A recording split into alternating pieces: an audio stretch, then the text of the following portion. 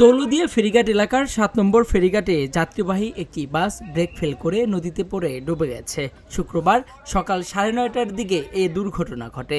বিষয়টি নিশ্চিত করেছেন দৌলতদিয়া বিআইডব্লিউটিসির সহকারী মহাব্যবস্থাপক মোহাম্মদ সালাউদ্দিন। তিনি জানান, দুর্ঘটনার পরপরই উদ্ধার অভিযান শুরু করা হয়েছে। জানা গেছে, এসবি পরিবহনের ৫৬-৪৯ নম্বর বাসটি গাংনী থেকে ছেড়ে আসে। বাসটিতে প্রায় ৩৭ জন যাত্রী ছিলেন। এর মধ্যে মেহেরপুরের ৮ জন ও কুষ্টিয়া জেলার ২০ জন সহ বিভিন্ন এলাকার যাত্রী ছিলেন। দুর্ঘটনার পর স্থানীয় লোকজন, ফায়ার সার্ভিস, জেলা পুলিশ, নৌ পুলিশ ও সংশ্লিষ্ট কর্তৃপক্ষ যৌথভাবে উদ্ধার অভিযান শুরু করে। এ পর্যন্ত বাসের চালক ও তার সহকারীকে জীবিত উদ্ধার করা হয়েছে। তবে অন্যান্য যাত্রীদের বিষয়ে এখনও নিশ্চিত তথ্য পাওয়া যায়নি। বাসটির সুপারভাইজার আজমাল হোসেন জানান, সকাল ৯:৩০টার দিকে দৌলতদিয়ায় ৭ নম্বর ফেরিঘাট এলাকায় পৌঁছালে বাসটি ব্রেক ফেল করে এবং সেটি নদীতে পড়ে যায়।